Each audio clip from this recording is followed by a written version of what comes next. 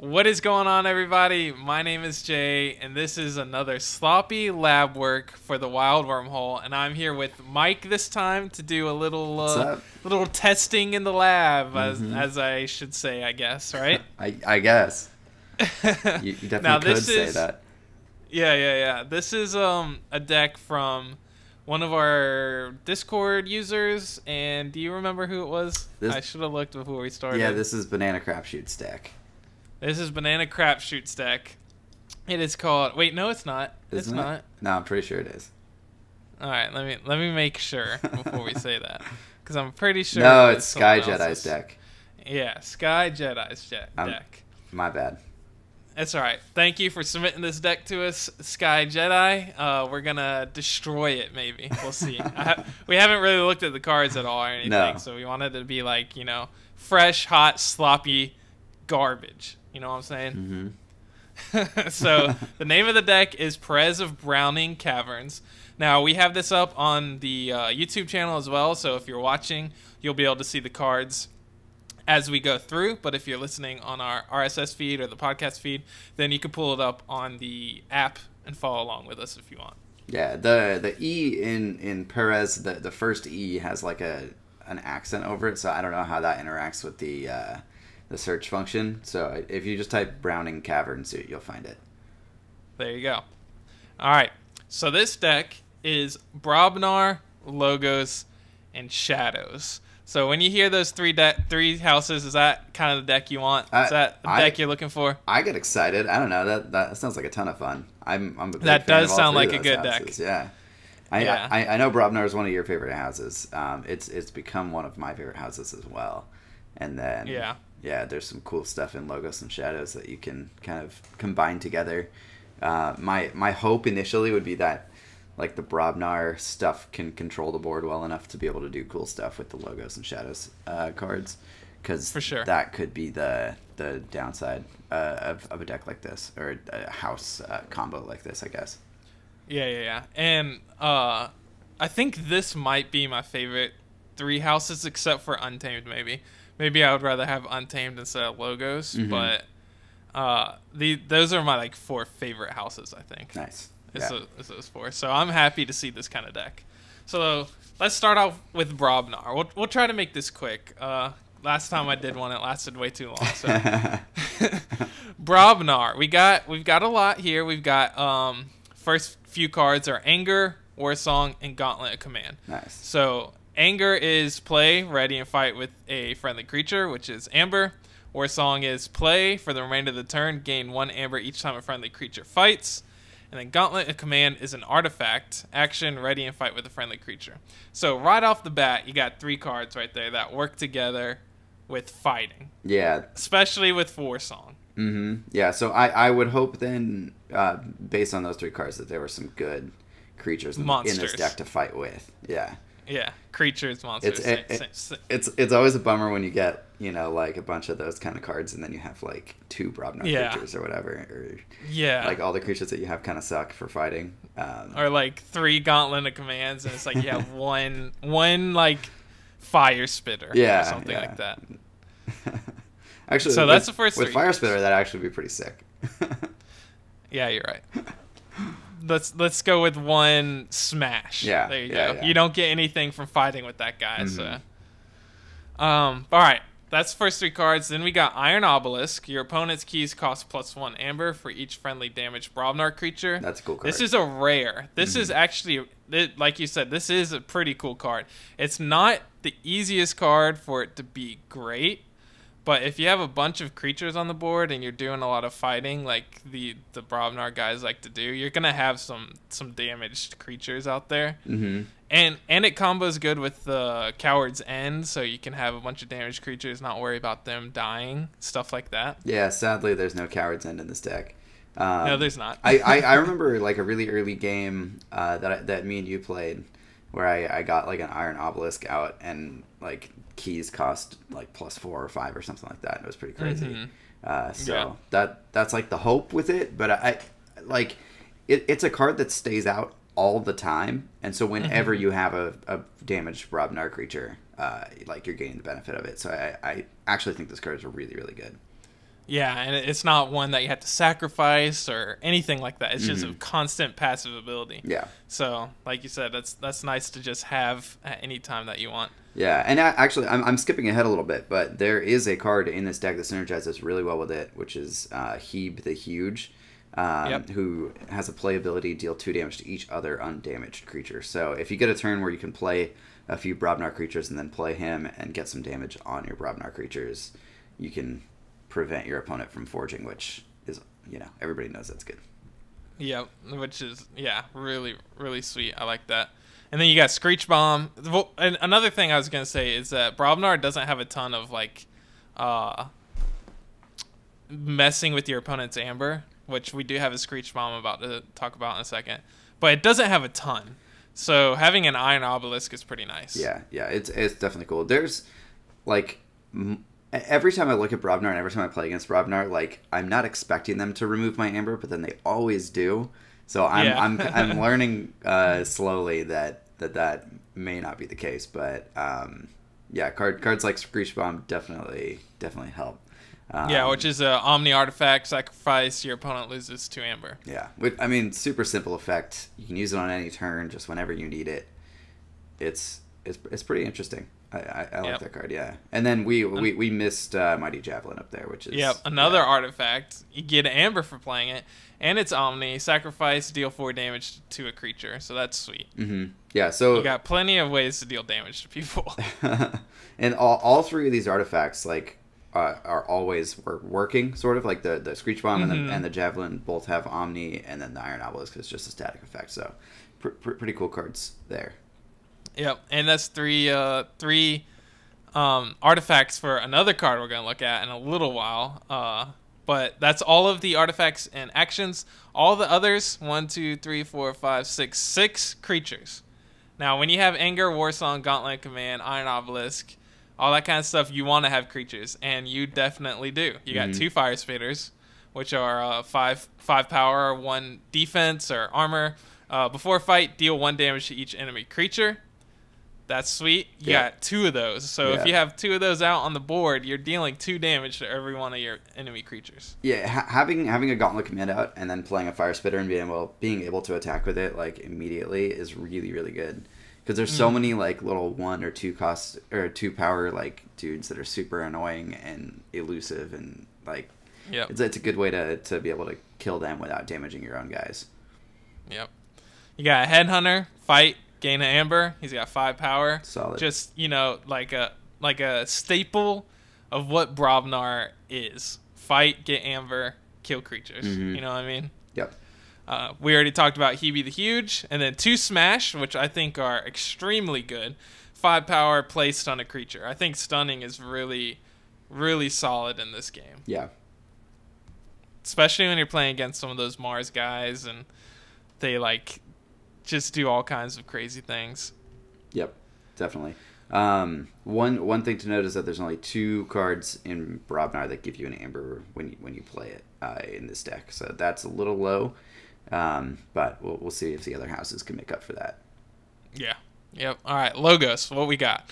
You do logos for us. All right. So we've got Labwork, which gives you an Amber and then it allows you to archive a card when you play it. Just super solid. Archiving card. Archiving is one of my favorite effects in the game, so I'm always happy to see a card like that. You can use it to save your important cards for later, or be able to sort of set up bigger turns with the houses that you're gonna draw into. There's just so many ways to use your archives, and I'm very excited by that. Then we have the best card in the game, Wild Wormhole. Everybody knows what that does. Then Anomaly Exploiter, which is an artifact that says action destroy a damaged creature. I don't think I've ever actually played with this card, but I've never played that card before. That's pretty interesting. It synergizes really well with the Fire Spitters and the Heb the Huge. So there's that's sweet. You fight with the Fire Spitter. Say they have a 11 or 10 power creature. You fight with the Fire Spitter. Now that creature is damaged, and you can just destroy it. Yeah, which is really cool. I wonder if there's, I'm not seeing any way in Logos to deal quick damage like that, but Bat Drone could, because Bat Drone's the next card. It's a 2-power creature that has Skirmish, so when you use it to fight, it is not dealt damage in return, and then it has Fight, Steal 1. So you could, attack something with your Bat Drone, steal 1 from them, and then, finish it off with the Anomaly Exploiter. So that's a pretty cool little combo right there. And the first 2 cards do give you an amber when you play them, so that bringing us that curve up a tiny bit so far. Yeah, just a little bit. And like Bat Drone is great if you can stick, just like being able to steal 1, and then like being able to threaten to use him every turn is really powerful. We got a few more creatures to go over. We've got Doc Bookton, who is a 5-power creature, which is fairly big, especially for logos. Yeah, and it says Reap, draw a card, so very solid effect right there. There's a lot of card draw in this deck that we'll get to.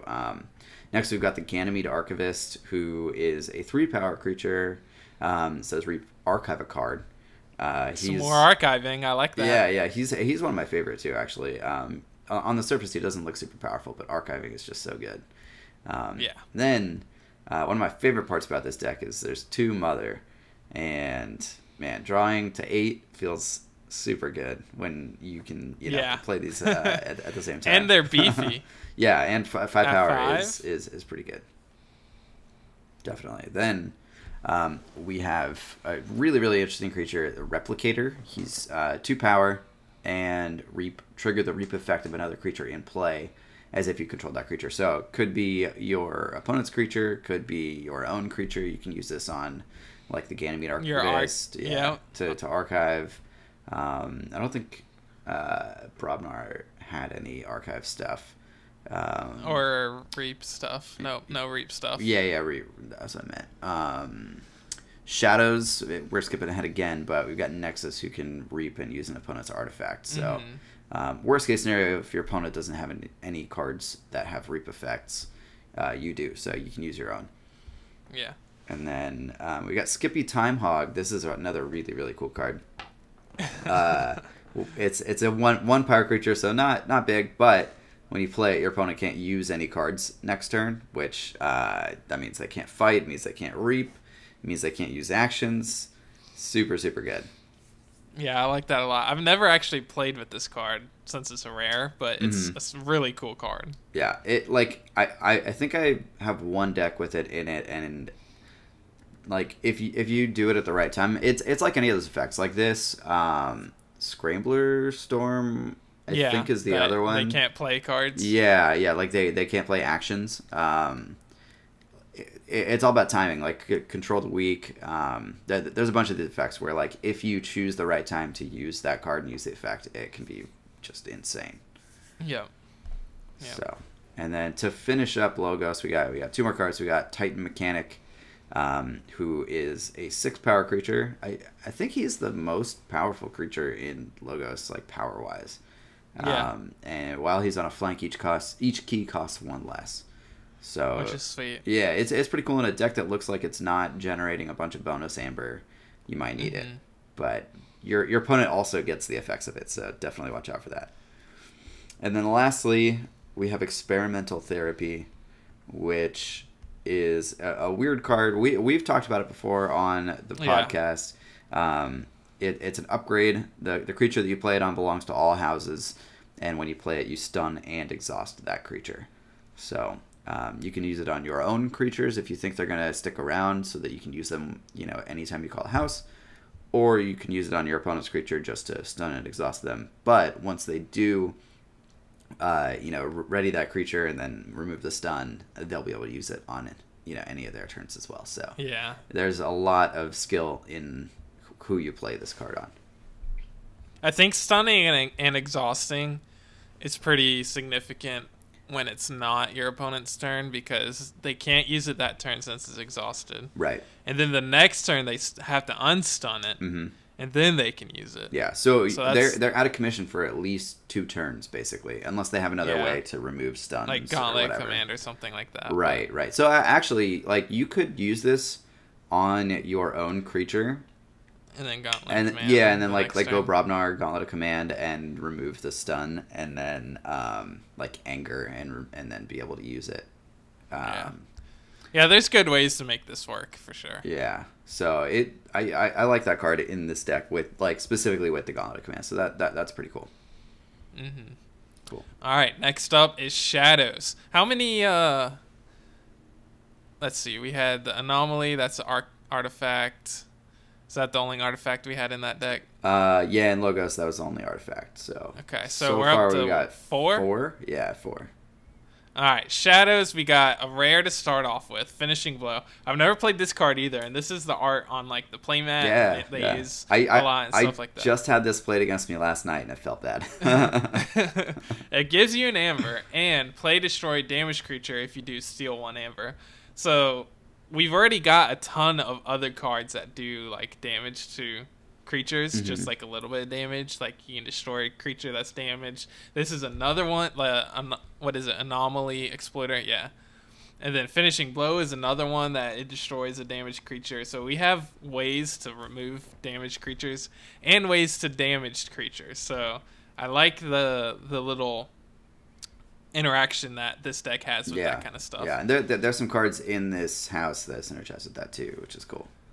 Yeah, so you have good potential of getting 2 Amber, 1 being stolen, and destroying a creature with this card. So that's pretty sweet. Yeah. The other, the one downside to this Finishing Blow being the first card means that there is no bait and switch in this deck. That is true. But, you know, not every deck needs to have a bait and switch. Maybe true. For it to be good. Alright, so we got Ghostly Hand. It gives you 2 Amber just for playing it. And then play if your opponent has exactly 1, steal it. And I have a good feeling that you have some decent ways to steal Amber, get them down to 1 to make use of this card. One of them being Finishing Blow. Yeah. You got Miasma. Miasma is a fantastic card. You get an Amber, play, your opponent skips the Forge Key step on their next turn. Can really delay your opponent. It can give you time to win or do something about them winning, stuff like that. Pawn Sacrifice, you get an Amber, play, sacrifice a friendly creature. If you do, deal 3 damage each to 2 creatures. I like that. More ways to deal damage to creatures. Yep, and so that you can... You also have Bad Penny in this deck, so you can sacrifice your Bad Penny, which just goes back to your hand, and then you can play it again. Yeah, Bad Penny, Sacrificer, deal 3 damage, player again, Finishing Blow, steal an Amber, Ghostly Hand, steal an Amber. Alright, so we got Seeker Needle, which also interacts well with Bad Penny. It's a artifact, so we're up to 5 artifacts. Action, deal 1 damage to a creature. If this damage destroys that creature, gain an Amber. So that's good with Bad Penny. Yeah, it's also really good with Finishing Blow. So you just ping 1 damage and then kill him with Finishing Blow. Yep. Solid. Speed Sigil gives you an Amber. The first creature played each turn enters play ready. Another artifact, so that's 6. And this one is sweet. The only thing that sucks is both of you get it. Yeah. I think this deck can use that really, really well though, with like the double Fire Spitter. Like one of them, like even just 1 Fire Spitter. If you have Gauntlet of Command out, like you play him, he comes in ready. You get to fight and deal 2 damage, and then you get to Gauntlet of Command and deal 2 more. That's really, really strong. Yeah. And it's like the other Shadows cards in here too. Like. A lot of them will have reap effects like Nexus, who gets to use an opponent's artifact. So you can just like put it into play and then immediately use him.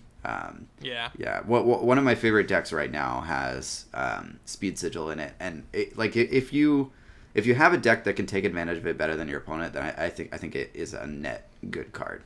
So, yeah, for sure. And like, so Bad Penny's next. It's 1 power creature destroyed. Return Bad Penny to your hand.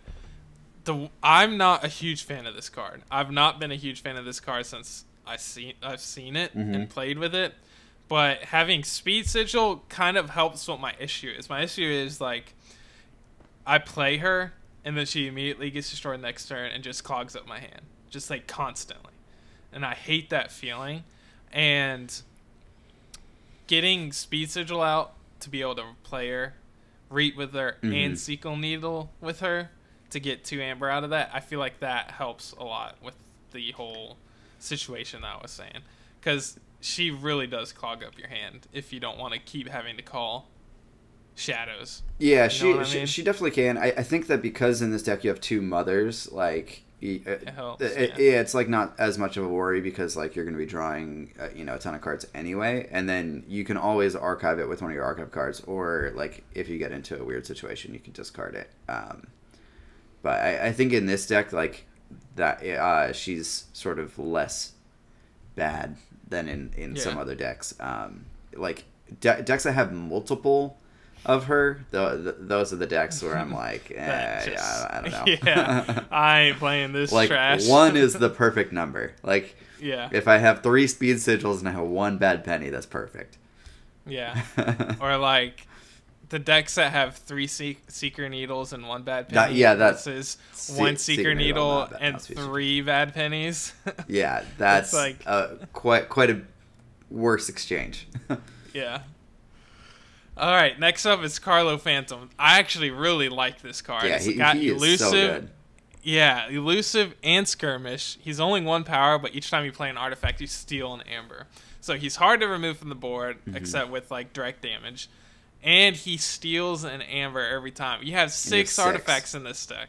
6. It's a 12 amber. So you have plenty of chances. Swing. It's pretty big. I like this card in this deck, and I like it just in general. Yeah. It's a card that I really like. And 2 of your artifacts are shadows, so you could play him and then play both of those in the same turn, which is pretty cool. Yep, for sure. Then you got Nexus, 3 power, elusive, reap, use an opponent's artifact as if it were yours. Silvertooth, 2 power, Silvertooth enters play ready. I really like this guy as well. Yeah, he's really good. You want to play him after you play your first creature, though. Yeah. If you have speed sigil out. Yep. Because he already comes in ready. I've done that before on like the Crucible or something. You're just like crap. Yeah. But yeah, so that's potentially 2 creatures that you can play in 1 turn. Yeah, both and have ready. them both be ready. Pretty cool. That's so sick. Urchin, play, steal an amber. Elusive, I like that. He's sweet. He's just that, soft mitigation that you need. And the last one, Dusk Runner. It's an upgrade. This creature gains reap, steal 1 amber. That's so good in this deck. That's so good in general. But this deck is even better. Like on Silvertooth, you get to use it immediately. Like with Speed Sigil, you get to use it immediately. So yeah, I really like that card in this deck. Is that the same? Is the guy in Dusk Runner the same guy as the Finishing Blow? No, I don't think so. No, slightly different. They all look very similar. Yeah, they all have that cool like face mask thing with like the Shadows logos everywhere. Yeah, that guy looks cool. Dusk Runner is solid, man. Yeah. I like that card, especially with Speed Sigil and Silvertooth, like you said. Yeah. Well, there you have it. What do you think about this deck? Is this a deck you would like to play? Yeah, this deck looks super fun. I would be super interested in playing it and seeing how it does. I imagine it would be pretty strong. It has a total of how much amber did we discover that it had? It had 2 in Brobnar. The first one only had like 2. Yeah. 3. This is good radio. I know, right? There's only 2 in Logos also. Shadows, there's going to be more, obviously. So there's 1 on Finishing Blow, 2 on Ghostly Hand, 1 on Miasma, 1 on Pawn Sacrifice, 1 on Speed Sigil, and 1 on Dusk Runner. No, not 1 on Dusk Runner, but there may as well be. Urchin might as well be 1 too. Yeah, so like there isn't a ton of just like regular bonus amber just off the cards that you play, but there is still a lot of opportunities to just play a card and gain amber off it, like through its ability or whatever. So yeah, like War Song and stuff like that. And there's a lot of creatures in this deck. There are War Song. Yeah, there's 19 creatures in this deck, which is pretty good. Sweet. Yeah, and for a deck like this, like Logos has 1, 2, 3 guys at 5 or more, 2 mothers at 5, and the Titan Mechanic at 6. Yeah, so your curve is pretty high when it comes to like the Brobnar and like Logos creatures. Like, yeah, you have two 6 power creatures, and then 1, 2, 3, 4, 5, 6, 7, 8 5-power creatures. So it's not bad. I like this deck. Like, this is a deck that I would play for sure. And we 100%. We miscounted. There's actually 7 artifacts. 7 artifacts. Yeah. Jeez. So Carlo Phantom could potentially remove a key from your opponent and give you a key, like +1 Amber, which is real nice. Well, there you go. There you have it, folks. Maybe we'll play this on the old Crucible Ditty and give it a shot. Yeah, we'll see. We'll have to. We will definitely have to. In other words, that's going to be a video. No, I'm just kidding. Don't want to get your hopes up yet. But might have a video of this going up. Yeah, we'll see. Let's do it. Let's do it now. All right. Thank you guys so much for tuning in. I really appreciate it. I hope you guys enjoyed it. Anything you want to say, Mike? Nah. Thanks for watching, guys. Or listening. All right, guys. We'll see y'all on the next one.